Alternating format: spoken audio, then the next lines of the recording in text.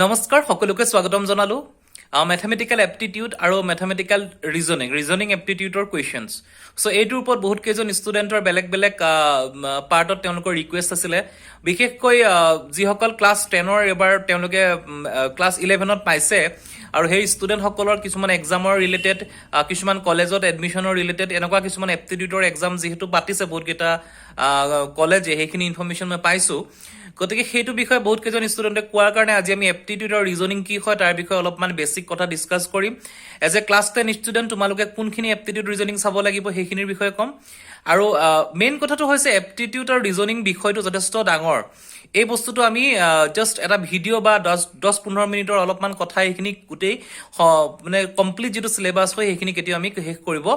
নোৱাৰোঁ আৰু নেক্সট কথা হৈছে তোমালোকে ভিডিঅ'টো শেষলৈকে চাবা আমি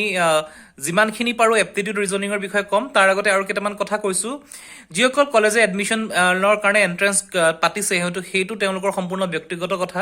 আৰু এণ্ট্ৰেঞ্চৰ যিখিনি চিলেবাছ হৈছে মই বহুত কেইখন কলেজৰ চিলেবাছো পাইছোঁ বেলেগ বেলেগ ষ্টুডেণ্টৰ পৰা চ' তেওঁলোকে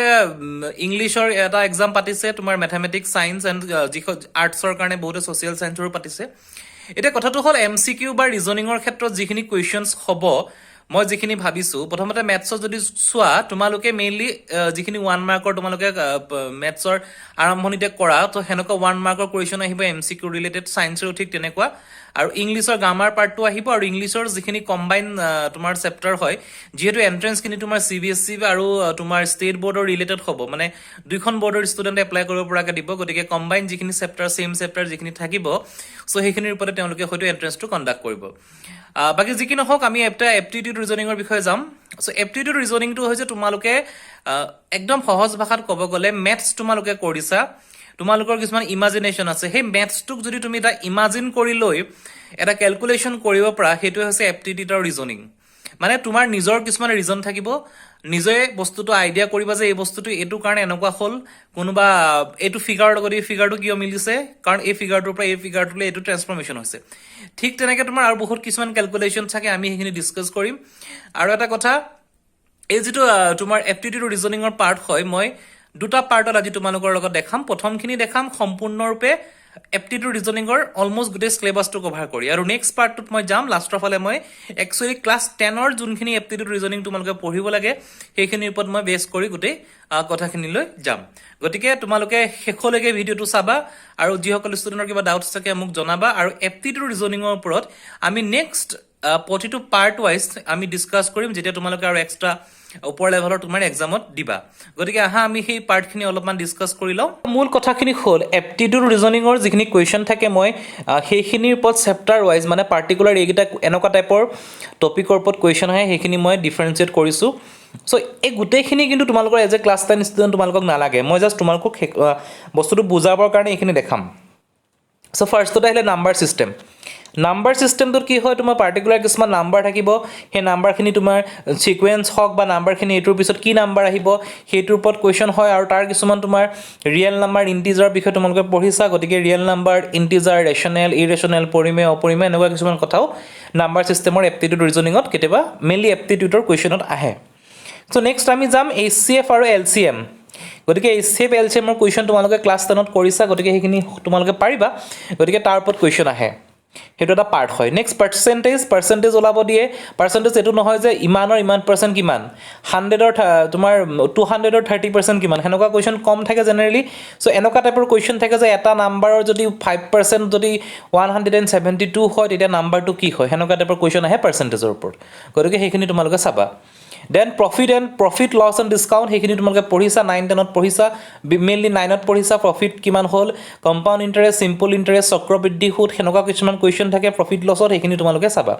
then speed time and distance চ'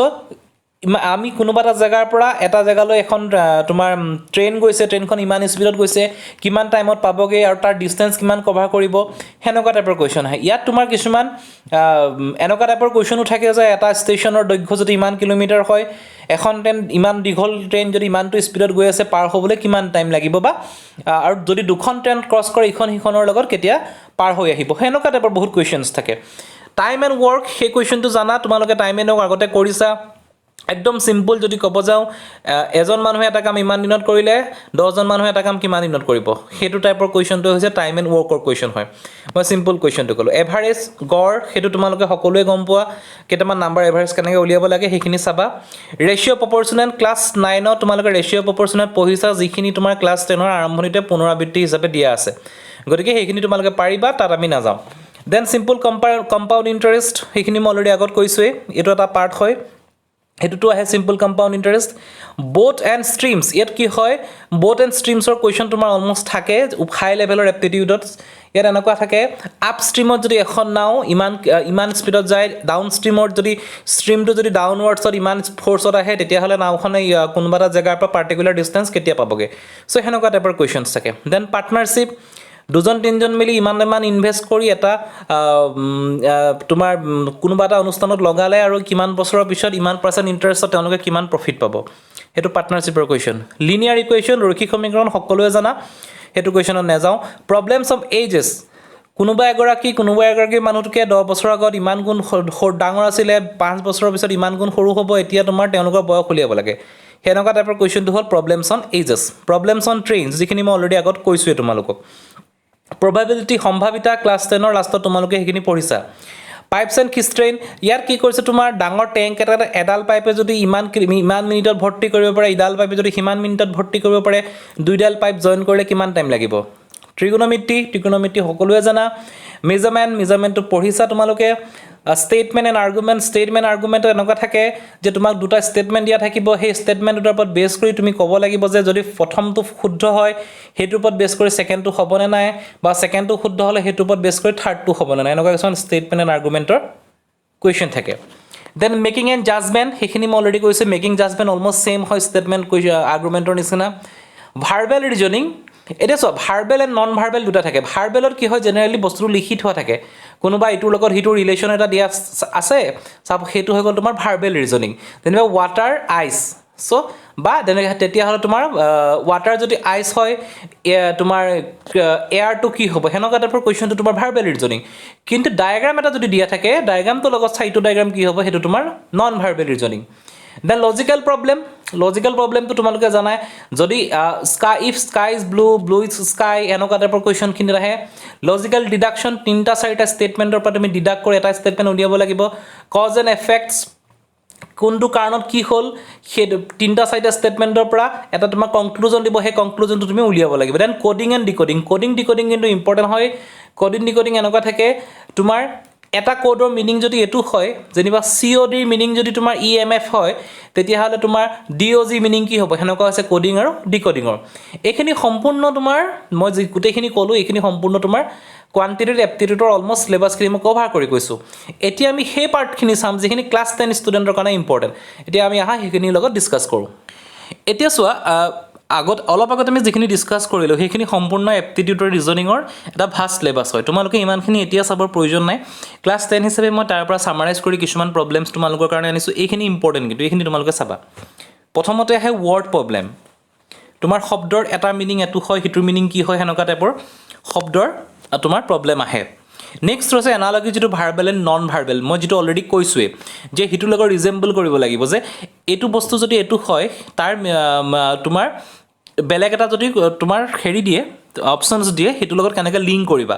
তাৰ তোমাৰ দুটা টাইপৰ থাকে এটা তোমাৰ লিখি দিব যিটো মই অলৰেডি ক'লোঁ আৰু এটা তোমাৰ ডায়েগ্ৰামেটিক থাকিব সেইটো হৈছে verbal and non verbal then alphabet and number test alphabetical questions generally থাকে এপ্টিটিউডছত তোমাৰ এলফাবেটৰ মাজৰ পৰা তোমাৰ কেইটামান পাৰ্টিকুলাৰ দি দিব সেইখিনিৰ পৰা তুমি বাচিব লাগিব যে কোনটো কেনেকৈ হয় ইটোৰ লগত সিটো কেনেকৈ লিংক কৰে দেন নাম্বাৰ টেষ্ট ছেইম তোমাৰ নাম্বাৰ চিৰিজ এটা দিয়া থাকিব লাষ্ট নাম্বাৰটো বা লাষ্ট দুটা নাম্বাৰ বিচাৰিব লাগিব এনেকুৱা কুৱেশ্যন কিন্তু আহিব তোমালোকৰ ক্লাছ 10ত